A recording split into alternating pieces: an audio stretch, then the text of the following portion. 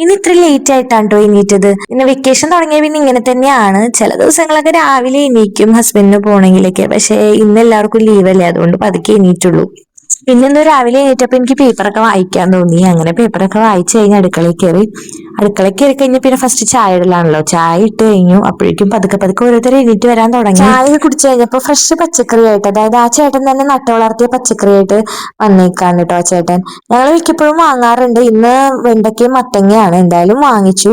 ഇതൊക്കെ കഴിഞ്ഞപ്പോഴേക്കും മോളെ എണീറ്റ് വന്നു. അവൾക്ക് ബൂസ്റ്റ് ഉണ്ടാക്കി കൊടുത്തു.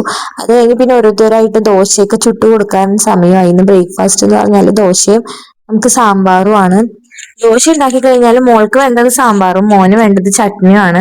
പക്ഷെ ഇന്ന് സാമ്പാറാണ്. അങ്ങനെ വാശിയൊന്നുമില്ല, എന്താണെങ്കിലും കഴിച്ചോളും. പക്ഷെ ഇഷ്ടം അങ്ങനെയൊക്കെയാണ്. അപ്പൊ ഞങ്ങളിങ്ങനെ മാറ്റി മാറ്റി ഉണ്ടാക്കും. ഒരു ദിവസം ദോശയും സാമ്പാറും ആണെങ്കിൽ 2 ദിവസം കഴിയുമ്പോൾ ദോശയും ചമ്മന്തി ആയിരിക്കും. പിന്നെ ആ ചേട്ടൻ കൊണ്ടുവന്ന വെണ്ടയ്ക്കാണ് ഇന്ന് ഉച്ചയ്ക്ക്. അപ്പോൾ അതൊക്കെ വേഗം കഴുകിയെടുത്തു. 2 3 പ്രാവശ്യം കഴുകും. നല്ല പച്ചക്കറികളാണ് കേട്ടോ, ഫ്രഷ് ആണ്. ചില സമയത്ത് അച്ചിങ്ങയൊക്കെ ഉണ്ടാവും, നല്ല അച്ചിങ്ങയാണ് കഴിക്കാനും. പിന്നെ അതൊക്കെ കഴുകി ഇനി അത് ഇങ്ങനെ മുറിച്ച് വെക്കണം. എന്താണ്, ചില സമയത്ത് കട്ടിംഗ് ബോർഡൊക്കെ എടുക്കും കേട്ടോ. ഇന്ന് കട്ടിംഗ് ബോർഡൊന്നും അന്വേഷിച്ച് കിട്ടിയില്ല, എവിടെയാണെന്ന് അറിയില്ല. കാരണം ഇന്ന് അമ്മയില്ല വീട്ടില്. അപ്പൊ ഞാനാണ്, അമ്മ ഉണ്ടെങ്കിൽ അമ്മ ചെയ്തോളും. ഒന്നില്ലെങ്കിൽ അമ്മ കട്ട് ചെയ്ത് തരും, ഞാൻ ഇങ്ങനെ കറിയൊക്കെ ഉണ്ടാക്കും. ഇല്ലെങ്കിൽ ഞാൻ കട്ട് ചെയ്ത് കൊടുക്കും, ചിലപ്പോൾ അമ്മ ഉണ്ടാക്കും. അങ്ങനെയൊക്കെയാണ്. ഇന്ന് അമ്മ ഇല്ലാത്തതുകൊണ്ട് എനിക്കാണ് കേട്ടോ ഡ്യൂട്ടി. പച്ചക്കറിയൊക്കെ കട്ട് ചെയ്യണതൊക്കെയാണല്ലോ ഏറ്റവും വലിയ പണി. കട്ട് ചെയ്ത് കിട്ടിക്കഴിഞ്ഞാൽ പെട്ടെന്ന് പെട്ടെന്ന് കറി ഉണ്ടാക്കാം. എനിക്ക് കട്ട് ചെയ്യാൻ ഭയങ്കര മടിയാണ്. പൊതുവെ അമ്മയാണ് എല്ലാം കട്ട് ചെയ്ത് തരാറ്. അതാകുമ്പോൾ വേഗം വേഗം കറിയൊക്കെ ഉണ്ടാക്കാലോ. ഇവിടെ വന്നു കഴിഞ്ഞാൽ അതും മടിയാണ് കേട്ടോ, അമ്മയാണ് കൂടുതൽ കാര്യങ്ങളൊക്കെ ചെയ്യണത്. ഈ 2 3 ദിവസം കൂടി ഉള്ളോട്ടെ ഞങ്ങൾ നാട്ടിൽ. അത് കഴിഞ്ഞാൽ തിരിച്ച് മലപ്പുറത്തോട്ട് പോകണം. സ്കൂളൊക്കെ റീഓപ്പൺ ചെയ്യാണ്. അപ്പോൾ ഇനി കുറച്ച് ദിവസം കൂടി ഇവിടെ ഉണ്ടാവും. അപ്പൊ ചീനച്ചട്ടി ചൂടായി. പിന്നെ അതിലേക്ക് എണ്ണ, അതുപോലെ തന്നെ കടുക്, ചെറിയുള്ളിയാണ് കേട്ടോ ഞാൻ ഇട്ടേക്കണത്.